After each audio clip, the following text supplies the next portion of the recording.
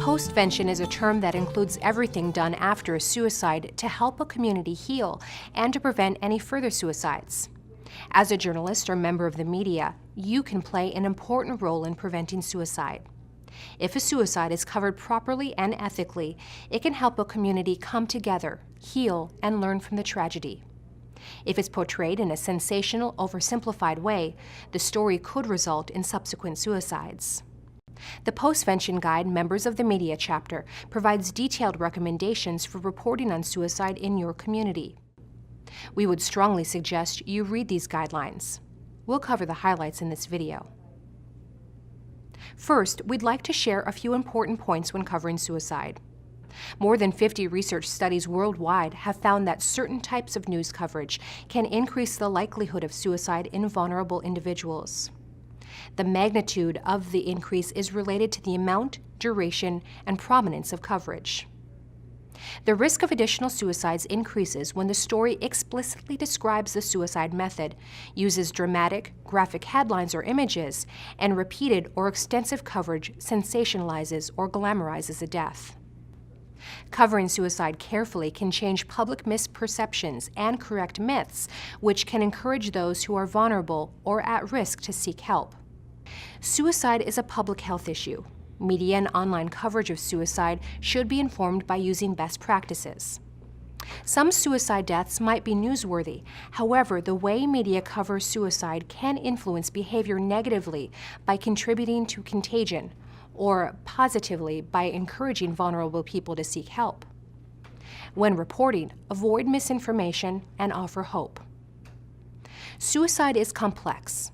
There are almost always multiple causes, including psychiatric illness, that may not have been recognized or treated. However, these illnesses are treatable. When reporting, refer to the research findings that mental disorders and/or substance abuse have been found in 90% of people who have died by suicide. Avoid reporting that death by suicide was preceded by a single event, such as a recent job loss, divorce, or bad grades. This leaves the public with an overly simplistic and misleading understanding of suicide. Consider quoting a suicide prevention expert on causes and treatments. Avoid putting expert opinions in a sensationalistic context. Use your story to inform readers about the causes of suicide, its warning signs, trends and rates, and recent treatment advances. Add statements about the many treatment options available, stories of those who overcome a suicidal crisis, and resources for help. Include updated local and national resources where the audience can find treatment, information, and advice that promotes help seeking. If you're in the online media, there are some helpful suggestions for you as well. Bloggers, citizens journalists, and public commentators can help reduce the risk of contagion with posts or links to treatment services, warning signs, and suicide hotlines.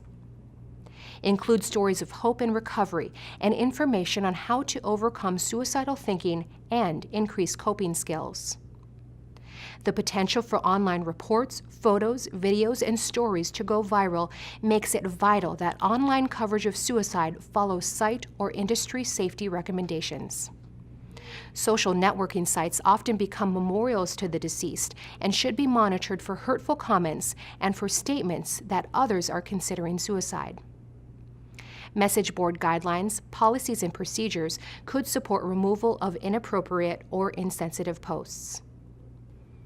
You will find a helpful sidebar for stories in the Postvention Guide, members of the media chapter. This gives warning signs and lets your audience know what they can do if someone they know exhibits warning signs of suicide. You can also find a link for reporting on suicide for more helpful guidance.